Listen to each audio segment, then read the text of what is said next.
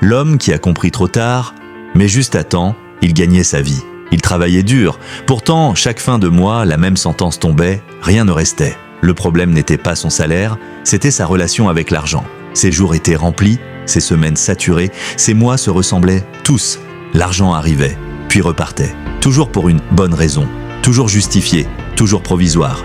Il se promettait que ça changerait, plus tard, quand il gagnerait davantage, quand les dépenses diminueraient, quand la vie deviendrait plus douce. Mais ce plus tard restait un horizon vide. Au fond de lui, une question revenait, presque inaudible. Comment certains progressent-ils, alors que d'autres, malgré tous leurs efforts, restent exactement au même endroit? Ce n'était pas la misère qui le consumait, c'était le sentiment de stagner, comme remplir un récipient sans fond. Plus il versait, plus tout s'écoulait. Il regardait autour de lui, des gens qui touchaient parfois moins, mais semblaient au plus solides, plus tranquilles, moins hâves. Ce contraste le troublait profondément. Un soir, il s'arrêta net. Pas pour trouver une astuce, juste pour regarder les faits en face. Et si le vrai problème n'était pas ce qu'il gagnait, mais ce qu'il laissait fuir? Il ne bouleversa pas sa vie. Pas de démission, pas de grande annonce. Une seule décision minuscule. Dès que l'argent entrerait, une partie resterait.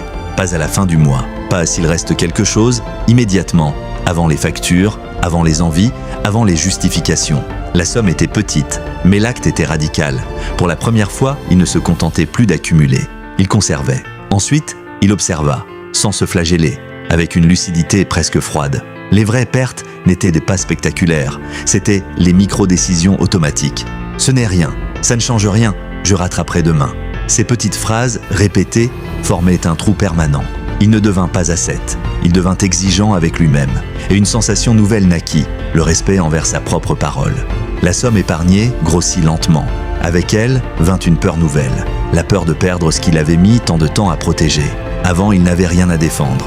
Maintenant, chaque choix avait un poids. Il comprit pourquoi tant de gens courent après des mirages, pourquoi ils croient aux promesses de richesse rapide. Il choisit l'opposé, attendre. Comprendre avant d'investir, préférer la lenteur à l'illusion du gain instantané. Un jour, une opportunité se présenta. Alléchante, presque trop belle, on lui promit plus, plus vite, sans risque apparent.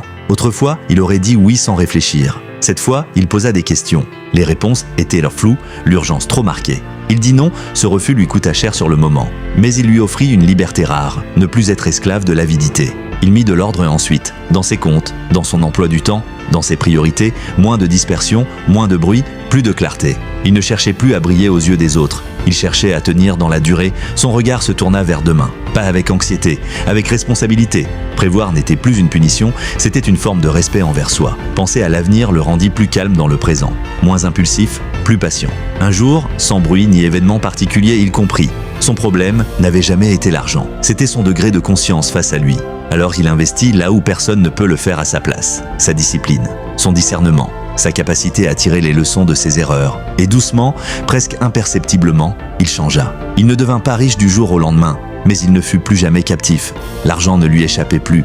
Il savait l'accueillir, le canaliser, le respecter. Un jour, on lui demanda simplement « Pourquoi ça fonctionne pour toi maintenant ?» Il sourit, parce qu'il savait. Il n'y avait ni secret, ni formule, juste un chemin, exigeant mais honnête. Cette histoire n'est pas celle d'un génie ou d'un chanceux. C'est celle d'un homme qui a compris trop tard, mais juste assez tôt pour agir. L'argent suit des lois immémoriales. Elle ne récompense ni la chance, ni l'agitation. Elle récompense la discipline, la patience et la clarté. La vraie question n'est pas « Combien gagnes-tu ?» mais « Es-tu devenu quelqu'un capable de garder, de diriger et de faire fructifier ce que tu gagnes ?» Si cette histoire te parle, ne cherche pas la grande révolution. Commence par un geste minuscule. Demain, avec honnêteté. Abonnez-vous si vous voulez continuer ce chemin avec nous. Et dans les commentaires, quel sera votre premier geste concret pour garder plutôt que espérer? Votre réponse pourrait réveiller quelqu'un d'autre aujourd'hui. Prends soin de ce que tu construis. À bientôt.